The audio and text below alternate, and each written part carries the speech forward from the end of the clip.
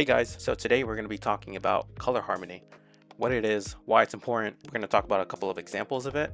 So let's get right into it. So what is color harmony?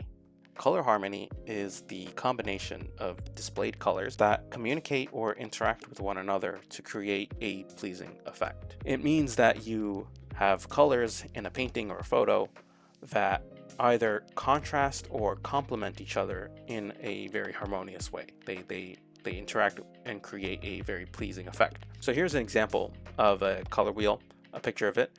And you have primary colors, right? Like red, yellow, and blue. And then you have complementary colors like orange, purple, and green. Now, the important thing to note is that, when you mix certain primary colors like, red and yellow, you get a complementary color in the middle, which is orange. And when you mix red and blue, you get purple, right? That's another complementary color. And then when you mix blue and yellow, you get green. When you mix a primary color with its opposite complementary colors, you create a very muddy-ish brown color, right? If you were to mix red and green, you create a very muddy brown color. And the same thing applies if you mix orange and blue and purple and yellow.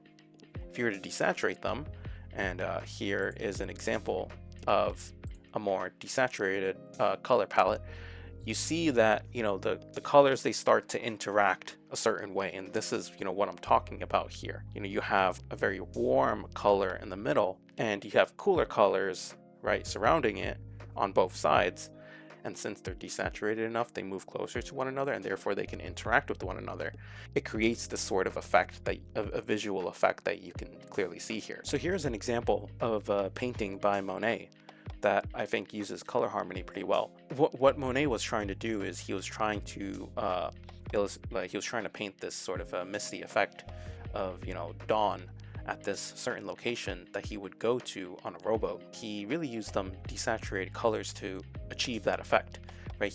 There's some like warm desaturated colors towards like the sky over here, but then there's like cooler colors over here in the middle, like towards the horizon line. You see a little bit of like the desaturated greens and a little bit of desaturated violets. All of these desaturated colors, all these muted colors, they really work well to interact with one another. So here's another example of a painting by Monet. This is the painting called The Thames Below Westminster. The colors in the foreground, right, the color of the wood, that kind of takes most of your attention, right? It's like it stands out a lot more. Whereas the colors in the background, they coexist, but they don't fight for your attention. They clearly like communicate with one another. You have like the cool desaturated color used for the architecture in the background, complementing with like the desaturated warm color in the sky. And then there's a lot more contrast here where you have the reflection of this deck. This contrast between the foreground and the background, it's an intentional use of colors here to create this sort of harmonious effect. Earlier I said that contrast plays a role, and here's an example of that. It's called The Burning of the Houses of Lords and Commons by J.M.W. Turner. You see a lot of really strong warm colors, but you also see strong cool colors in the sky, right? You have the fire in the middle, and you have there's like a very strong cooler colors towards the certain parts of the sky, right?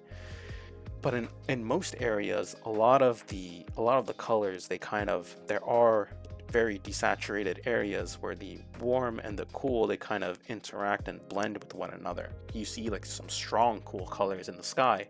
That kind of also creates this sort of contrast. It kind of just like, it solidifies it, it strengthens it, and it keeps your eyes towards the center of the painting. So here's a painting by Morgan Weistling of a girl sitting on some grass, and she has some flowers in her hand.